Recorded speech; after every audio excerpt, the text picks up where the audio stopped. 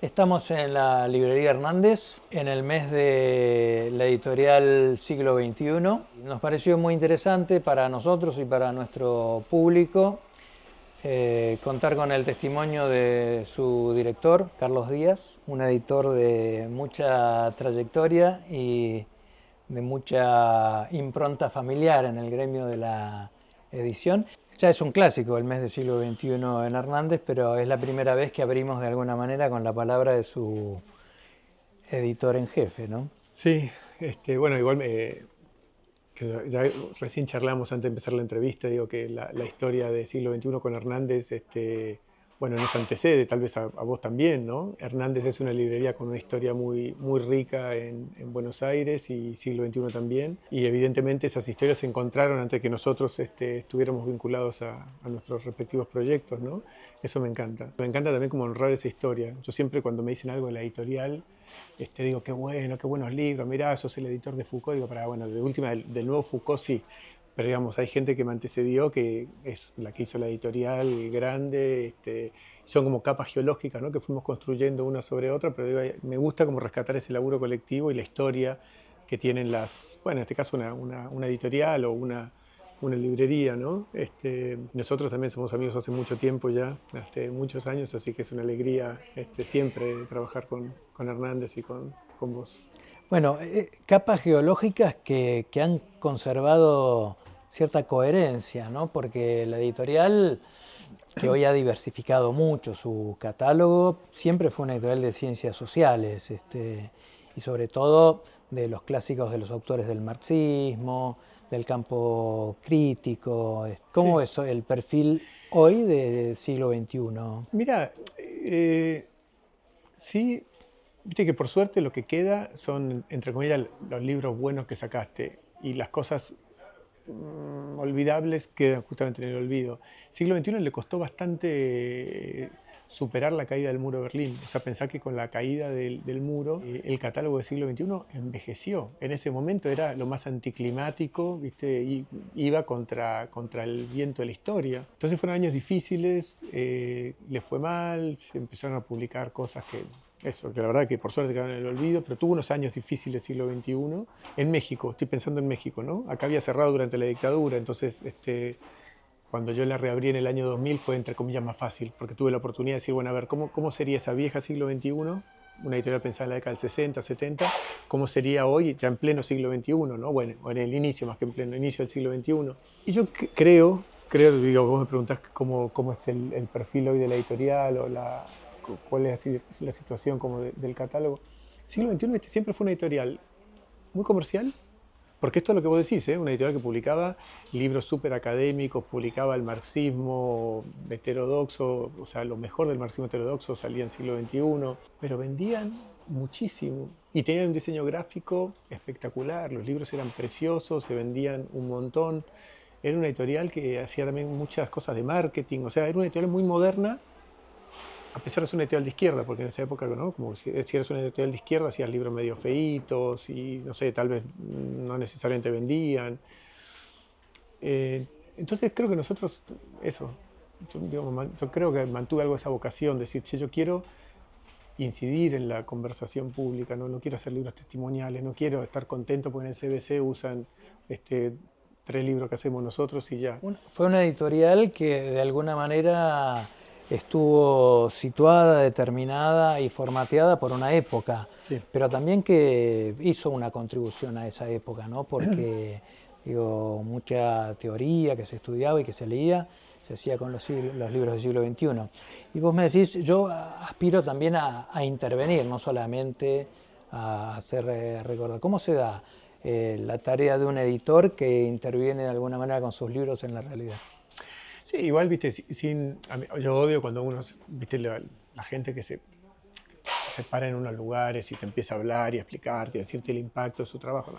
O sea, a mí si me preguntás, por ejemplo, cosas que me alegran mucho cada vez que recibo algún manuscrito, me encanta, por ejemplo, ver la bibliografía y ver si hay citados libros del siglo XXI. Yo digo, che, si alguien escribe un libro sobre derechos humanos en Argentina, y yo veo, y tiene que estar en nuestros libros. Y me gratifica mucho cuando hay libros del siglo XXI. Hay un montón de temas, nuevas derechas. Si vos decís, che, nuevas derechas. Y bueno, sí, aparecen todo el tiempo citados libros del siglo XXI. Por ahí cosas de semiología. No, bueno, no estamos publicando cosas de semiología, no sé, no me interesa tanto. Pero entonces digo, cuando lees en diario, programa de televisión, de radio, bueno, ¿a quién invitan para pensar cosas que están sucediendo? Bueno, muchos son autores nuestros.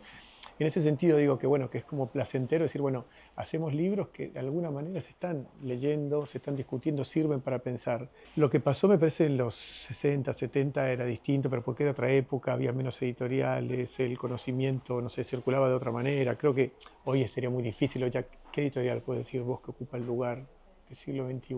Son más nichos, decir, che, tal editorial está publicando cosas bárbaras para este nicho, tal otra para otros, pero digo, esa idea de la gran editorial que publicaba todo el pensamiento, que era la editorial de referencia. Se publicaban menos libros también, ¿no? Claro, eso se diversificó porque se amplió precisamente Claro. La base publicable y los libros que efectivamente se publicaban. En esa época tenías a Siglo XXI, a Eudeva y a Centro Editor de América Latina, que eran las tres grandes faros, ¿no?, de la edición y que de alguna manera realizaron una tarea que marcó una época. Total. Este, Y es lindo, viste, que las tres, y estaría el Fondo Cultura también, ¿no? Que sería otra de la época, no tanto en Argentina, claro. pero y todas cruzadas por la historia del fundador del siglo XXI, ¿no? Porque el director digamos, el fundador del siglo XXI es el tipo que hizo grande el Fondo Cultura, el gran director que tuvo, Arnaldo Orfila Reynal. Después, bueno, fundó Siglo XXI y él fue el que le dio forma al proyecto de Eudeva en Argentina. Frondizi le pide que le prepare un proyecto editorial y el tipo le arma el proyecto de Eudeva y además ayuda a encontrar el director de Eudeva o el editor, que era lo más difícil, y él lo propone a Boris como director de Eudeva, y bueno, el CEAL termina siendo como un desprendimiento después de Eudeva, ¿no? Claro. Bueno, así Boris, que todas están muy cruzadas. El gran editor de editores de la Argentina, ¿no? Un editor extraordinario. Total. Recuerdo acá solía venir y nos contaba cómo, porque Boris era matemático, bueno, todo el mundo lo sabe, y él había estudiado perfectamente cómo economizar papel al máximo posible y de ahí el formato que salían los libros del CEAL. Y después el primer editor que imprimió en rotativas de diarios libros y con una calidad bastante aceptable, ¿no? Y con unas tiradas que hoy sonarían absolutamente delirantes. No, pero todos los que trabajaron con él, Beatriz Arlo, me acuerdo que hablaba mucho, todos cuentan cosas maravillosas del tipo que era un genio, un loco también, ¿no? Porque también cuentan el costado loco, pero loco lindo, digo, loco en el sentido aventurero, también un tipo calentón, un tipo megalómano, quitándole la cosa negativa, ¿no? Un tipo que pensaba en grande, se pensaba en grande y hacía estas cosas. Algunas le salían espectacular, otras no tanto, pero bueno, dejó una huella en el mundo editorial impresionante. Bueno, vos nombrás a Beatriz Arlo, que ha sido un referente en el ensayo argentino, que no fue una autora emblemática en los orígenes del siglo XXI, ¿no? Porque Beatriz venía con nueva visión, bueno, había trabajado en el centro editor. Sí. ¿Ustedes la incorporaron como autora? Sí, lo que pasa es que, claro, ella venía publicando en Nueva Visión, después en Ariel, digamos, cuando la pegó, digamos, en términos de visibilidad con escenas de la vida posmoderna, ya eso sale por Ariel, y los libros subsiguientes también, sacó 2 o 3 libros más en Ariel, pero ahí justo nosotros reabrimos Siglo XXI. Me acuerdo que de las primeras cosas que hice fue juntarme con ella a tomar un café. No sé por qué no nos juntamos en la editorial, nos juntamos en el bar de Losada, pero no sé por qué si no teníamos todavía oficina o era fea la oficina, porque era fea, tal vez porque era fea, no sé. Nos fuimos a un bar y charlamos y le digo, che, Beatriz, ¿no querés publicar con nosotros? Y me dio unas cajas con todas las cosas que tenía medio inéditas o que habían aparecido en alguna revista o alguna ponencia de un congreso. Bueno, y ahí armé lo que iba a ser mi primer libro. O sea, mi primer libro, mi debut como editor fue con un libro de Beatriz Arlo, que fue Tiempo Presente. Y el subtítulo era Notas sobre el cambio de una cultura. Así que Beatriz estuvo desde ahí, fue el primer libro que publiqué en mi vida, fue uno de ellos. Debutar con Beatriz no es otra con cualquiera, ¿no? Yo no era consciente de la importancia que iba a tener, obviamente, que tenía, y menos, no imaginaba la importancia que iba a tener después en en mi carrera y en siglo XXI, porque construí un vínculo con ella muy lindo, de mucho afecto, cosa que con Beatriz no era fácil, pero la verdad de mucho afecto, teníamos un vínculo muy, muy bueno, muy cercano, que después con altibajos duró hasta el final y terminamos, ya, digo, en un momento armé la biblioteca Beatrizarlo, porque al final terminamos publicando prácticamente toda su obra, salvo los libros políticos, que eso lo sacaba por Random o por Planeta. Eh, después todos los libros más académicos los publicó y están publicados hoy en siglo XXI, y armamos la biblioteca Beatrizarlo, que se terminó cerrando con la publicación de No Entender, que son sus memorias, ¿no? Carlos, ¿cómo ves la perspectiva inmediata o mediata de la actividad editorial en la Argentina y en particular de siglo XXI en el actual contexto político y económico? Es imposible no verlo con preocupación, porque creo que en el caso, a ver, creo que el gobierno está atacando de frente el mundo de la cultura. Eso me parece que está fuera de discusión.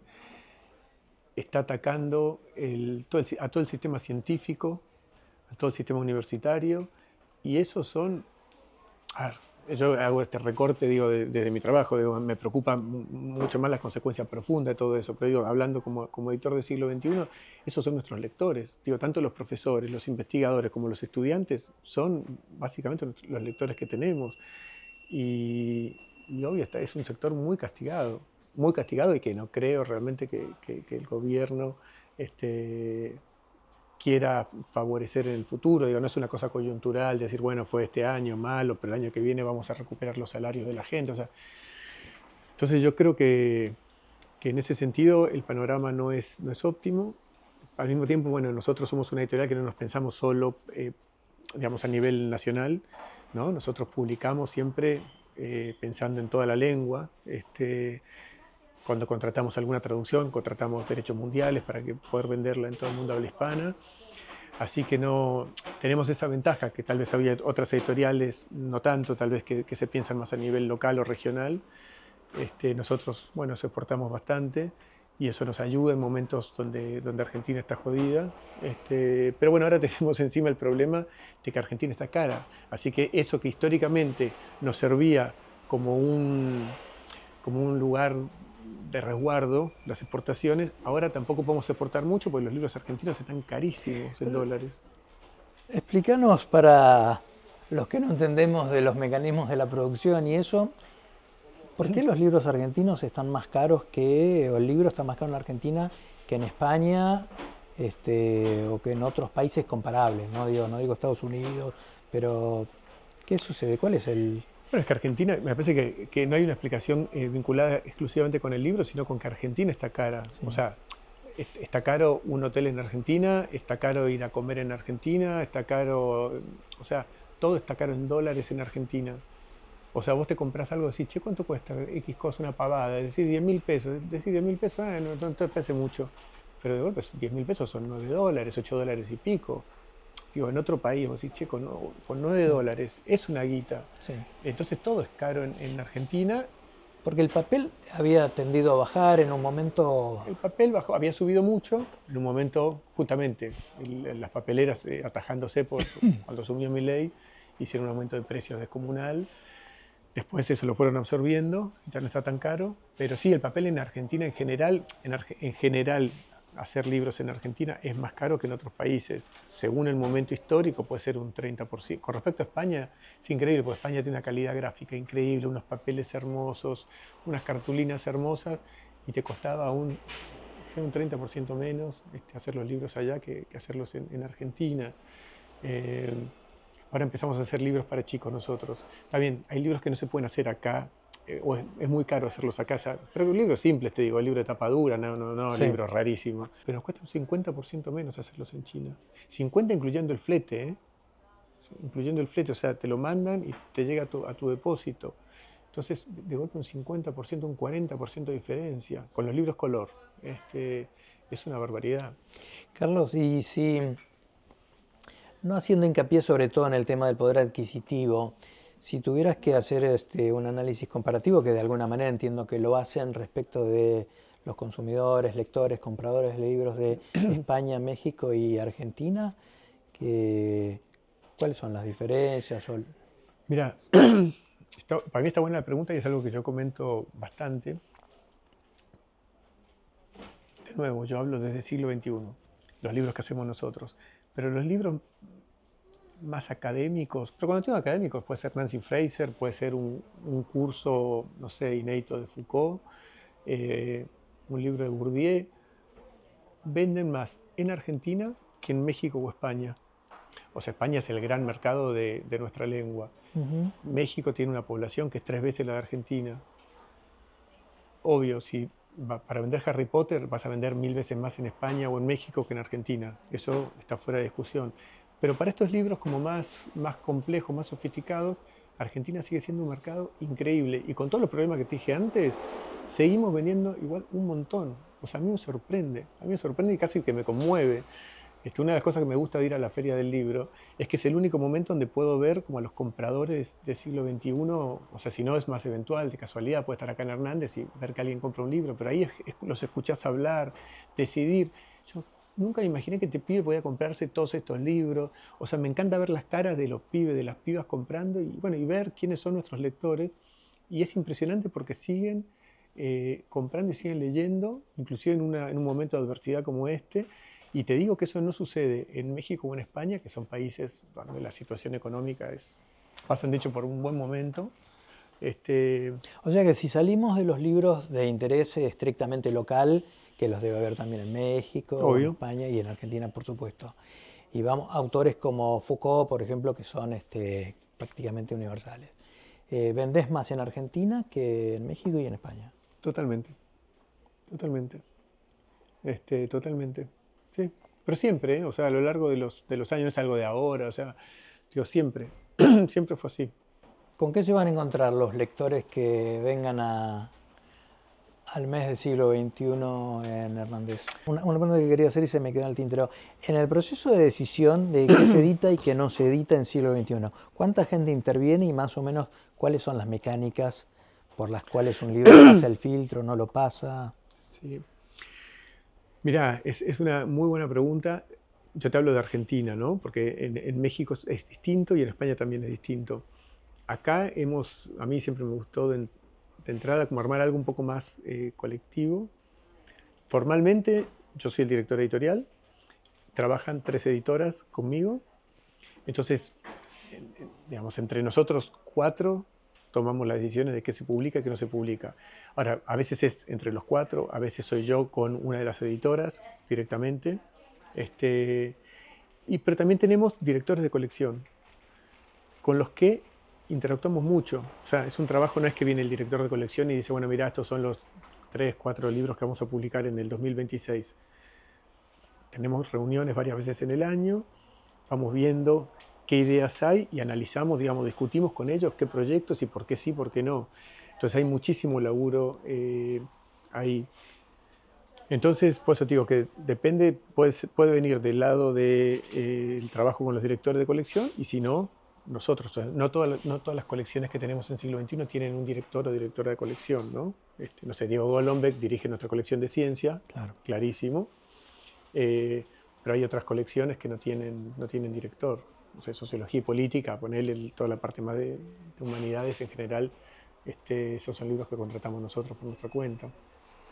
Bueno, y entonces No, pero me estábamos decías con qué se con la van a oferta, encontrar. sí. Te digo, obviamente todos nuestros clásicos inoxidables, que espero que sigan siendo inoxidables. Claro. No, y que también es lindo porque hemos ido justamente como construyendo nuevos clásicos en siglo XXI, como, bueno, vos mencionabas, no sé, a Beatriz Arlo, ¿no? Como que hay autores, no sé, Roberto Gargarella, Maristela Esbampa, como que, viste, vamos, no sé, Marcela Ternavasio, como que hay un montón de autores, Horacio Tarcus, no sé, digo, podría estar. Pero digo, autores que hemos ido siguiendo su carrera, o sea, hace 25 años que reabrió el siglo XXI en Argentina, 25. Y ahí vos ves la carrera que hicieron un montón de autores, ¿no? Esto que te decía, de, no sé, Tarcus, Marcela Ternavasio, Gargarella, o sea, autores que empezamos a publicar en algún momento y no paramos hasta hoy, ¿no? Entonces todo esto, lo que hicieron en estos 25 años, en general lo hemos publicado nosotros. También lanzamos el año pasado, pero se nota ahora que tenemos más títulos, el sello infantil, así que quien quiera ver libros infantiles del siglo XXI, bienvenido.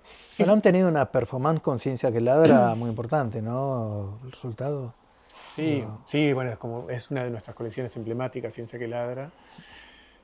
Bueno, cuando vos decías antes lo del perfil de siglo XXI, justamente yo vos sabés que yo trabajé de librero muchos años, o sea, antes de hacerme cargo del siglo XXI, con el trabajé muchos compañero años Elvio Vitali.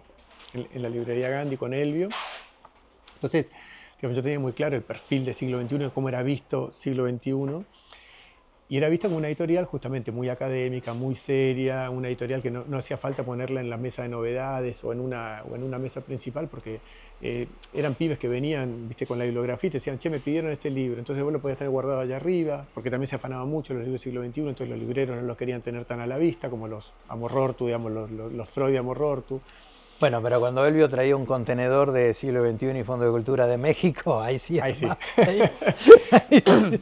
Ahí sí, pero justamente ese era, digamos, la Gandhi era el lugar donde se vendían masivamente. Después, no tanto. Entonces yo también, y era siempre lo mismo. Siempre vos decías siglo XXI y te decían Foucault, Freire, viste, Galeano, Derrida, Barthes. Y yo ya, viste, o sea, buenísimo era nuestra historia, pero entendía que teníamos que mostrar el presente del siglo XXI, empezar, viste, a ampliar un poco, no quedarnos tan fijados en el pasado, ¿no? Un pasado hermoso, como te dije antes, que Además, valoraba un pasado mucho. que siguen imprimiendo, que siguen editando. Sí, pues digo, no tiene nada de malo eso, pero sí, si una editorial no puede vivir solo de su pasado. Y peor si es su pasado glorioso, porque si no sos una especie no sé, de inútil, que al final viví del laburo que hicieron otros. O sea, también había que darle Sí, futuro a... pero bueno, me parece que también resguardar ese pasado, en el caso de autores tan importantes, es una tarea más que valiosa, ¿no? Mira, es valiosísima. De hecho, por eso te digo, volviendo a Ciencia que Ladra, entonces ahí una de las primeras colecciones que lanzamos fue Ciencia que Ladra, que era una colección muy rara para el siglo XXI, no rarísima, pero era rara, o sea, como muy novedosa para el siglo XXI y nos sirvió mucho para ablandar la imagen de la editorial y entrar en otras librerías donde nos costaba más. En ese momento, ¿te acuerdas? Las librerías comerciales como que veían con más desconfianza las editoriales más académicas. Hoy está todo en todos lados, pero en ese momento no era tan así, Ujú. ¿no? Hace 25 años. No, y lo que sí puede cuidar los clásicos, o sea, yo a los 5 años de haber abierto siglo XXI me metí en una movida que pensé que me parecía una idea brillante y fue una idea buenísima, pero nunca me imaginé el laburo que me iba a dar. Dije, che, pongamos en valor todos los grandes clásicos del siglo XXI, porque estábamos todavía reimprimiendo los libros Mm. con las viejas películas del siglo XXI de México. Entonces los libros estaban escaneados, o sea, yo agarraba un libro, lo escaneaba y reproducía eso. Entonces salía con las letras rotas, Sí, letras entintado. chiquititas, entonces eran todos libros de estudio. Ahí fue cuando cambiaron también el diseño de tapa, ¿no? Entonces ahí lo que decidí fue armar una cosa que era la biblioteca clásica del siglo XXI, donde reuní todos los grandes autores y autoras del siglo XXI y revisamos las traducciones. Entonces fue eso, actualizar las traducciones, no solo digitalizar, porque esa parte es fácil. Revisamos las traducciones, actualizamos libros que habían salido ediciones ampliadas o actualizadas y nosotros no habíamos tenido esa actualización. Cambiamos la tapa, escribimos contratapas nuevas, pudimos hacer ebooks, porque en ese momento, o sea, al no estar digitalizados no podías hacer ebooks, o sea, entonces fue darle eso, traer a la vida esos libros que si no iban a morir ahí oxidados. Había libro, me acuerdo de un libro de Freire que anunciaba que iba a salir Pedagogía de la Esperanza próximamente y se seguía reimprimiendo después de décadas con ese avisito que decía que próximamente iba a aparecer Pedagogía de la Esperanza. Y siempre tratamos como libreros de vencer los obstáculos, ¿no? Que se interponen entre la gente y los libros. Vos como editor, ¿qué sentís que es más barrera hoy para el acceso al libro? ¿El precio y el problema de la pérdida del poder adquisitivo? ¿O un poco la pérdida del hábito de lectura y del libro como herramienta o como soporte del conocimiento exclusivo que tenían en determinado momento, ¿no? Lo segundo, definitivamente. Creo que es un problema más de falta de tiempo, de concentración, porque lo de la guita de alguna manera lo puedes paliar. Digo, puedes ir a una biblioteca, puedes comprar libros usados, o sea, eso si tenés cierta avidez por la lectura, sí, tal vez te puede costar el último de no sé quién, tal vez no lo encontrás en una biblioteca tan rápido, pero digo, si te gusta leer, si estás habituado, lo resolvés, eso de alguna manera lo resolvés. Pero lo del otro, lo de la falta, a todos nos pasa, me incluyo, digo, a todos nos pasa que tenés menos paciencia, te cuesta encontrar tiempo para leer, para estar enfocado, sereno, leyendo. Yo por eso también digo, como editor, trato de hacer libros cada vez más cortos. Suena ridículo decirlo así, o sea, tal vez si escribimos una historia universal, no va a ser un libro corto, ¿no? O sea, está claro. Pero digo, muchas veces los autores dicen en 300 páginas lo que se podría decir en 200 y estaríamos todos más contentos. Libros más cortos, que van al grano, que son más baratos. Entonces estamos trabajando mucho nosotros con los autores para bajar. Mira, en un momento nos parecía que el libro estándar tenía que tener 550.000 caracteres. Parece de bestia lo que digo. Esto, en líneas generales, decíamos, bueno, el libro estándar son 550.000 caracteres. Y ahora bajamos a 400.000, o sea, a lo largo de los años, por eso te digo, en En el estos formato 20 habitual de años, siglo, ¿cuántas páginas son esas? bueno, por eso eran de 200. Bueno, al final la idea es que los libros estén entre las 180 y 250 páginas, sería el libro óptimo, para un libro que no necesita más. Porque la otra cosa que fuimos cambiando, porque antes 550.000 caracteres era un libro de 256 páginas, pero lo que hice fue trabajar mucho sobre la maqueta de interiores. Ahora hicimos un rediseño hace poquito donde ampliamos la caja, o sea, viste, cuerpo más grande, títulos distintos, o sea, la forma de titular y todo, porque también digo, che, cuando alguien abre un libro, no puede ser todo texto corrido, que te dé esa sensación como de letra chiquita, entonces ya habíamos hecho ese trabajo hace 20 años, pero ahora tuvimos que hacerlo de nuevo. Viste como los diarios que rediseñan, no sé, su... ¿Eso es una lectura más placentera? Bueno, porque estamos buscando claro, que los lectores se sientan, aunque estén leyendo un libro académico, lo que sea, que, bueno, que haya aire, que el libro fluya, eso, hasta la forma, digo, hasta cómo plantar los títulos. Si te fijas el nuevo diseño, como que los títulos son más grandes, también para que cuando lo abras veas algo, haya como cortes, la idea es que hay un corte, que no es un continuum de 200 páginas de texto corrido sin respirar.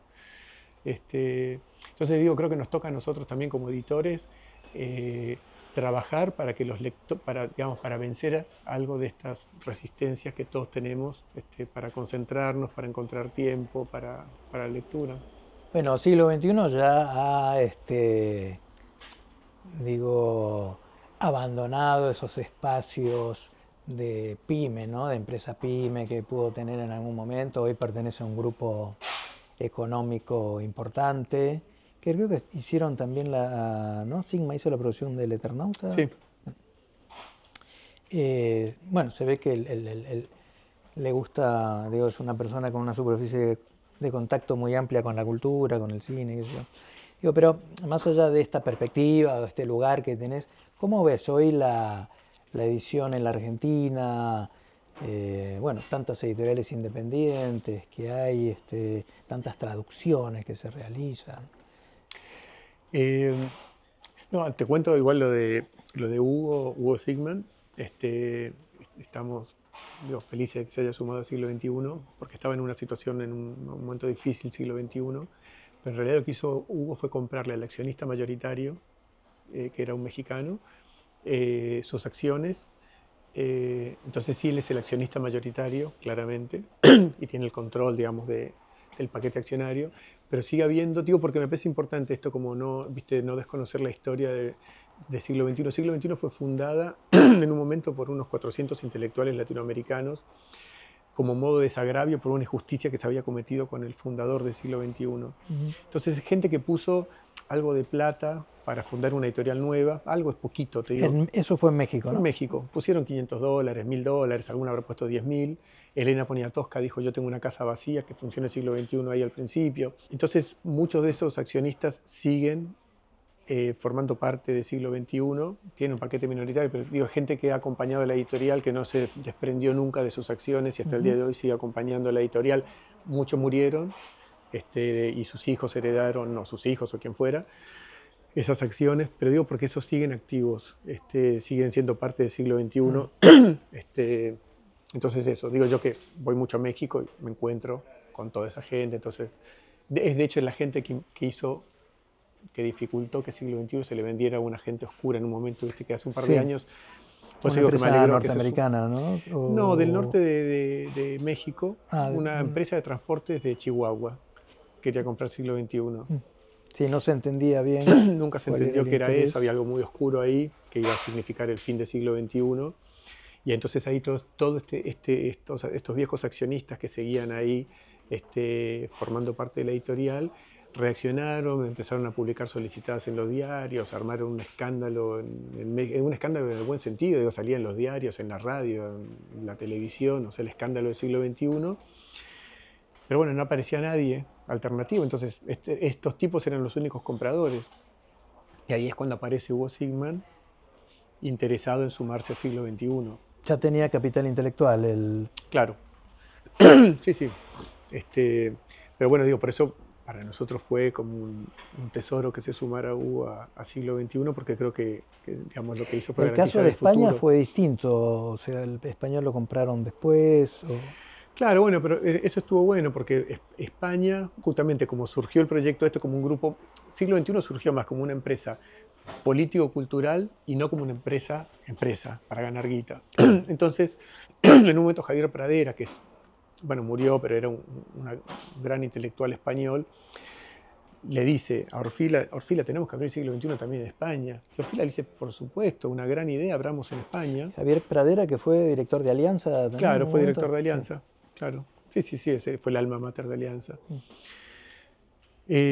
Entonces, abren siglo XXI, pero claro, no se preocupan por estas cosas de registro, la marca, nombre de quién va a estar, la mayoría del paquete accionario, viste quién lo va a tener. Eran todos colegas, todos compañeros. Claro, un espíritu bohemio. Claro, entonces la cosa es que en un momento pasaron las décadas, murió Orfila, y sobre todo cuando murió Orfila, los dueños del siglo XXI en España dijeron, bueno, pero al final esto es nuestro, hacemos lo que tenemos ganas con esto. Claro. Y tampoco sabían muy bien qué hacer, porque la habían heredado, había unos hijos que habían heredado esas empresas de sus padres, padres locos, rojos, que habían montado esta editorial, ¿y qué hacemos con esto? Dijeron, ¿quién la quiere comprar? Apareció uno, se la vendieron, que era Ramón Acal, que hizo un muy buen trabajo, la emprolijó, la verdad que la ordenó mucho. Un editor rojo.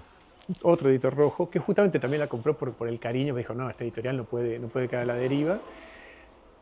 Pero nosotros entonces teníamos un lío, porque nosotros éramos siglo XXI en América Latina y en España no éramos siglo XXI. Entonces eran unos despelotes que vos como librero lo habrás visto, esa confusión de a quién le pido los libros, una editorial que tiene el mismo nombre, el mismo logotipo, o sea, era un lío.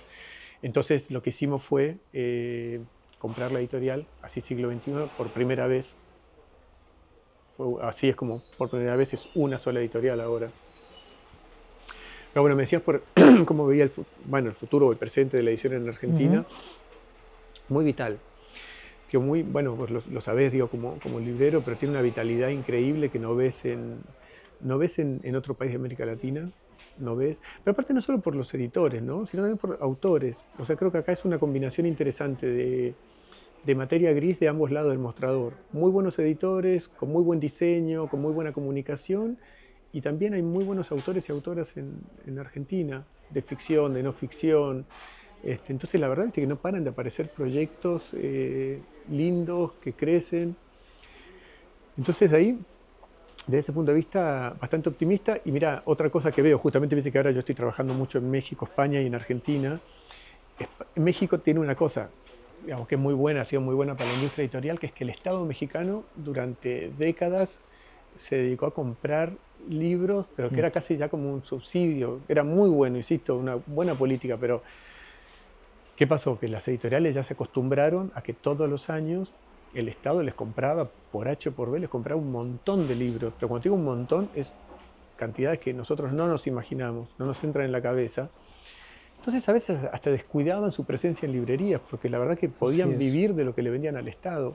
Pensaban su plan editorial casi. Descuidaban su presencia en un canal librero que nunca tuvo tampoco el desarrollo que tiene en Argentina, ¿no? Que no tiene la vitalidad que tiene acá. No, eso desde ya, ese es otro tema complicado en México. Pero bueno, digo, ahora, en los últimos años, el Estado fue retrocediendo y fue como recortando esos presupuestos para comprar libros. Hace años que viene, es un proceso de hace muchos años. Pero entonces hoy las editoriales se encuentran muy vulnerables. Porque dicen, ¿cómo? ¿Y sin esto qué hacemos? Ujú. Entonces eso en Argentina, salvo en algún momento, digamos, donde el Estado sí compró muchos libros, pero fue una cosa más como pasajera, no ha sido una política de décadas, hace que nosotros también tengamos esa cosa que estamos acostumbrados a vivir. O sea, si vos te montás una librería, una editorial, perdón, tenés que vivir de vender los libros a alguien. Ujú. ¿Viste? Tenés que venderlos de a uno en las librerías. Entonces, éxito maestro, arremangate y logralo. Entonces creo que eso es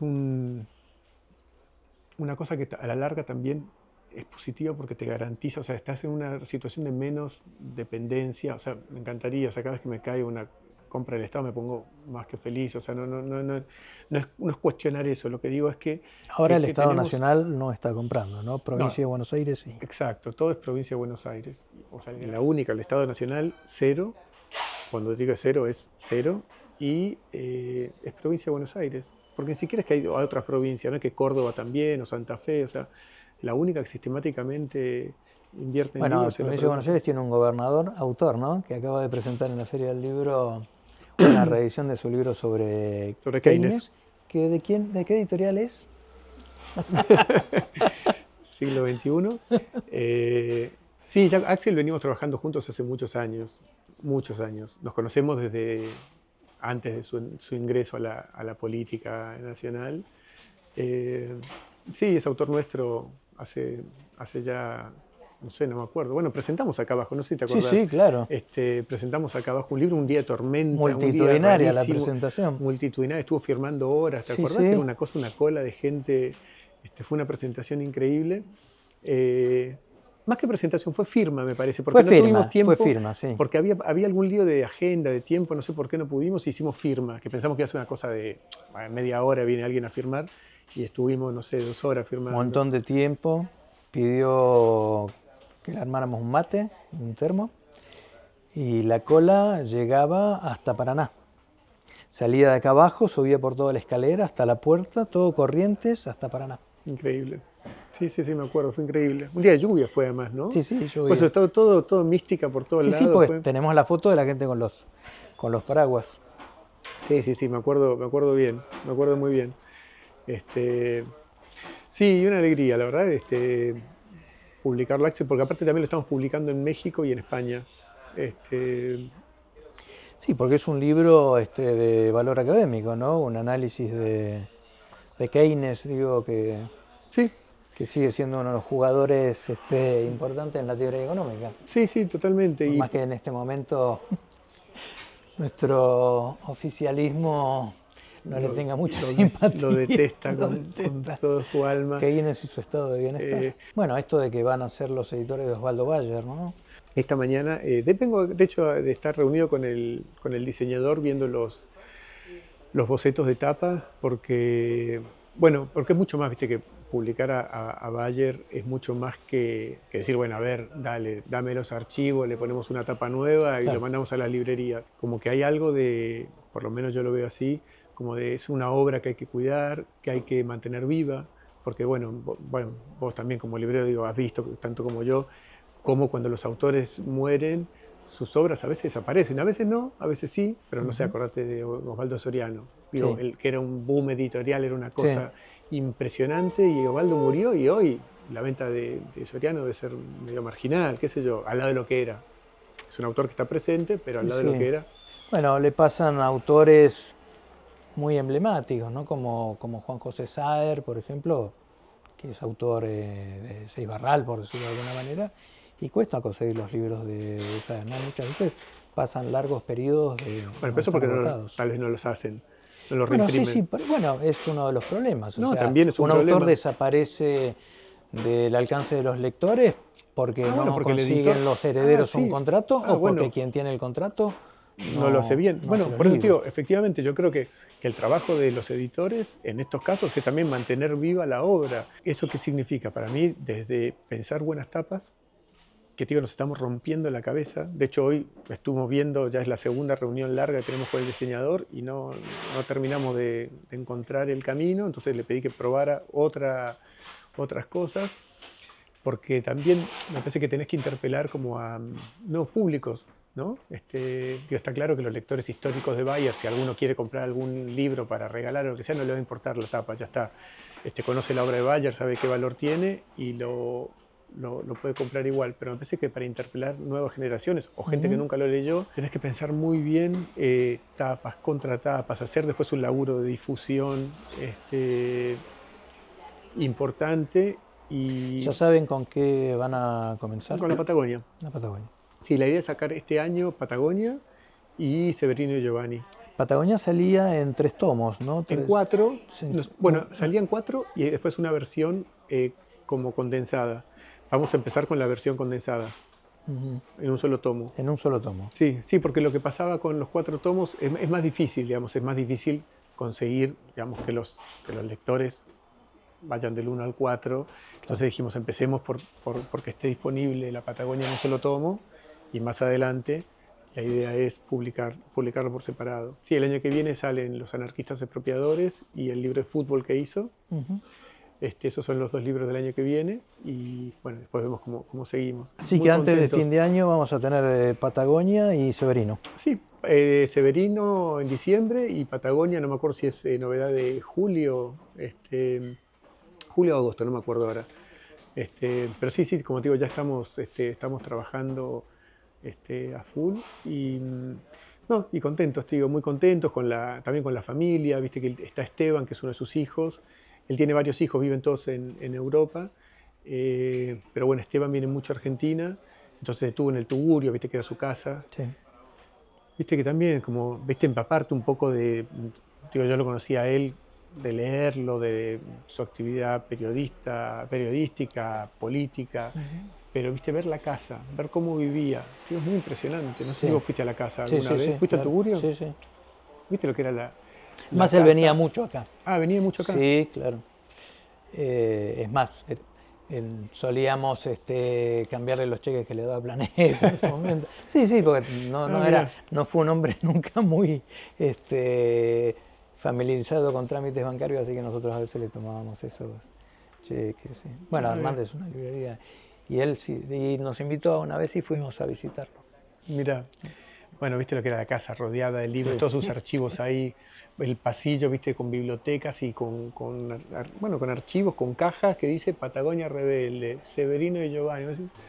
¿No? Y ahí, viste, el viejo guardaba todos sus papeles llenos de, viste, de cartitas, de afichitos, de póster, de, no sé, de banderas. Es una casa divina y una casa, viste, bueno, viste, sencillísima, una casa, un PH, Belgrano, Belgrano profundo. Sí, sí.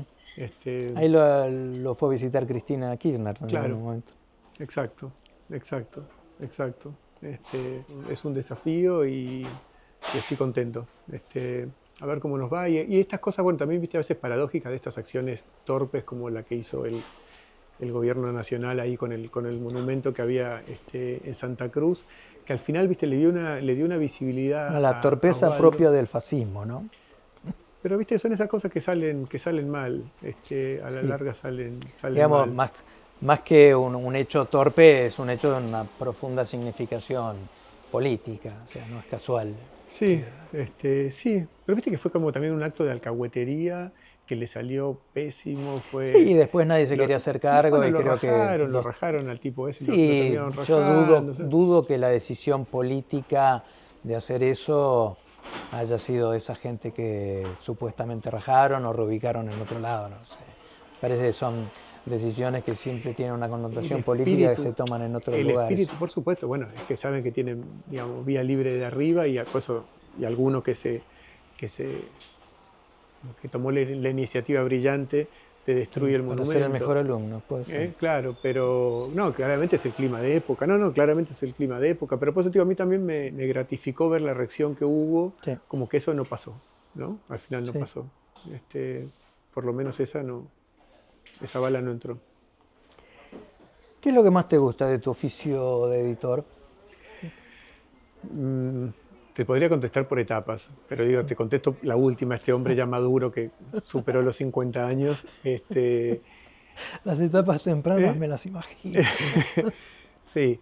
No, ¿sabes qué? Me acuerdo una vez me contó mi viejo, bueno, que estuvimos charlando antes, digo, también editor, y estuvimos hablando de Javier Pradera, que era un viejo amigo de él, este editor español, que un día Javier le dice a mi viejo, le dice, Alberto, dice, ya estamos viejos, ya estamos grandes, muchos años en esto, dice, si yo ya a esta altura no te pido que un libro me excite, me caliente, yo ya con tal de que me la morcille un poco, ya viste, me doy por hecho. Y a mí creo que todavía me sigue pasando eso, digo, que todavía me gusta lo que hago, digo, Esto que charlamos recién de Bayer, o sea, viste, ahora no sé el tiempo que le dedicamos, vimos todas las ediciones que se hicieron, las ediciones viejas, hoy estábamos con números de toda esa historia, que es donde se publicaron originalmente los textos de Bayer, viste, viendo las fotos de época, viendo los epígrafes, viendo todo, o sea, viste, buscando de dónde nutrirnos, como que hay algo que todavía no hacemos en piloto, o yo no hago en piloto automático. ¿Te emociona?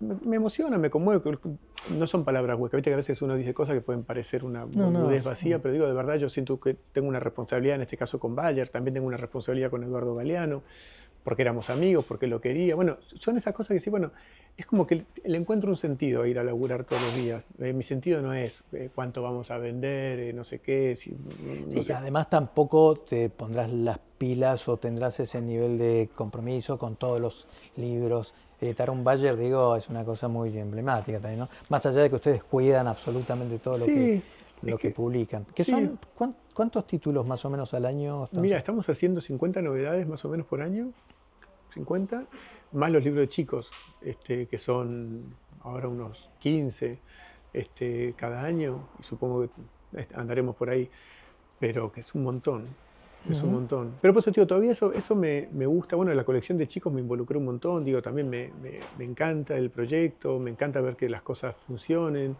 Eh, la editorial, viste, tenemos 3 pisos, pero hay un piso entero que está dedicado a edición. O sea, hay un piso que es solo editorial. Eh, y te diría el tercer piso es donde también tenemos la cocina, la sala de reuniones. O sea, como que la editorial de verdad son 2 pisos y una es solo edición. Digo que realmente le damos mucha importancia a esa parte del laburo. Así que yo creo que mientras me dure eso, mientras no haga libros en automático, creo que seguiré disfrutando de este laburo. Ojalá hasta jubilarme.